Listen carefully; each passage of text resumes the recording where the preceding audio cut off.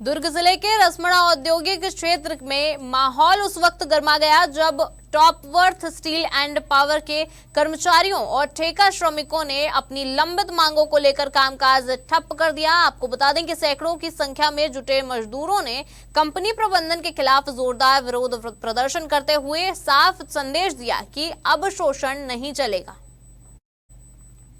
आपको बता दें कि रसमड़ा स्थित top worth steel and power plant में काम करने वाले रोलिंग मिल कर्मचारी और ठेका श्रमिक एकजुट होकर सड़कों पर उतर आए। हाथों में नारों की तख्तियां और आवाज में गुस्सा। मजदूरों का आरोप है कि कंपनी में लंबे समय से आर्थिक और मानसिक शोषण का सिलसिला चल रहा है। आपको बता दें कि श्रमिकों का कहना है कि पहले 12 घंटे की ड्यूटी के बाद ओवर टाइम का भुगतान मिलता था, लेकिन अब कार्य अवधि 8 घंटे कर देने के बावजूद वेतन में कटौती कर दी गई है। इससे उनकी मासिक आमदनी पर सीधा असर पड़ा है और घर परिवार चलाना मुश्किल हो गया है। मजदूरों ने यह भी गंभीर आरोप लगाया कि पीएफ कटौती में भी अनियमितता की जा रही है। ठेका श्रमिकों ने यह भी कहा कि वेतन समय पर नहीं दिया जाता और कई बार 2 से 3 किस्तों में भुगतान किया जाता है, जिससे आर्थिक असंतुलन और बढ़ जाता है। हड़ताल पर बैठे मजदूरों ने साफ चेतावनी दी है कि अगर जल्द ही उनकी मांगों का समाधान नहीं हुआ तो आंदोलन और व्यापक किया जाएगा, जिसकी जिम्मेदारी पूरी तरह कंपनी प्रबंधन की होगी। दरअसल रसमड़ा की इस औद्योगिक हलचल ने एक बार फिर श्रमिक असंतोष की तस्वीर सामने रख दी है, जहां पसीने की कीमत को लेकर सवाल अब सड़क पर गूंजने लगे।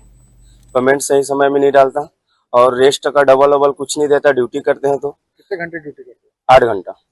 पीएफ वगैरह कटता है आप लोगों को? पीएफ कटता है सर, पर वही पीएफ का मैसेज ऐसे समय में नहीं आता हम लोगों का, और रेस्ट और ईएलसीएल में भी कटौती कर देते हैं। क्या लगता है कंपनी शासन से गुमराह कर रही है?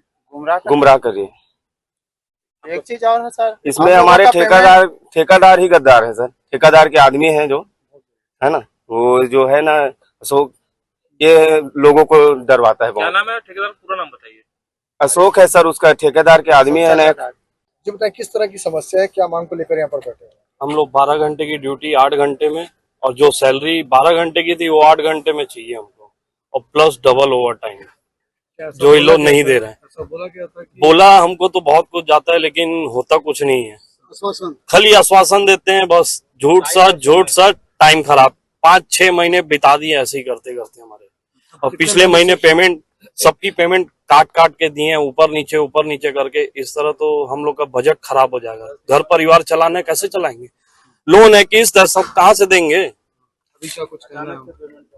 जब तक नहीं देंगे तब तक उठेंगे नहीं यहाँ से। हमने मजदूरों का वेतन काट दिए हैं। जैसे रोलिंग मिल का इतना हार्ड वर्क होता है, वो लोग लगातार काम करते हैं 12 घंटा, उसके बाद भी उनका पेमेंट काट करके 5-5, 8-8 हजार काट करके उनका पेमेंट कर दिए, कम कर दिए।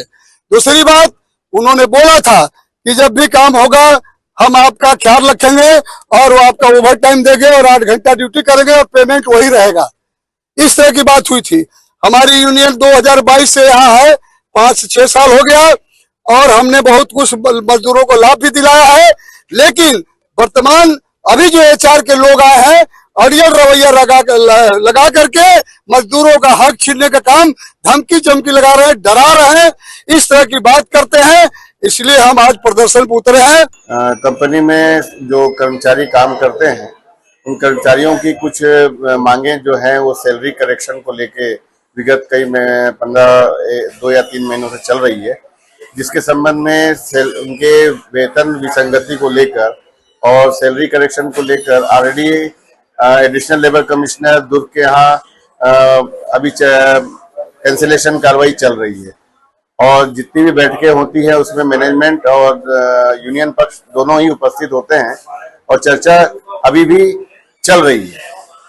देखिए, हमको सूचना मिला कि टॉप वर्थ कंपनी के जो रोलिंग मिल के कर्मचारी हैं, उनके द्वारा आज अपने काम पे न जाकर कंपनी में बैठ रहे हैं। तो यहाँ पर थाना प्रभारी के साथ हम लोग उपस्थित हुए और सैलरी को लेकर कुछ विवाद की स्थिति है अभी दोनों पक्षों के मध्य। तो उनके जो राज्य स्तरीय मजदूर संघ के अध्यक्ष हैं एच.एस. मिश्रा जी वो आए हुए हैं, और पुलिस प्रशासन के साथ साथ जो कंपनी के हेड हैं यहाँ पर वो HR वो उपस्थित है। और सैलरी के संबंध में जो अनियमितता के संबंध में जांच के लिए मजदूर संघ के द्वारा जो बताया जा रहा है उन्हीं के संबंध में बैठ के अभी चर्चा कर रहे हैं, और अभी कुछ हल की स्थिति में पहुंचे नहीं है। चर्चा भी कंटिन्यू है, दोनों पक्षों के बीच में चर्चा हो रही है। तो जैसे ही अगर कुछ डिसीजन पे आएंगे तो फिर अवगत कराया जाएगा।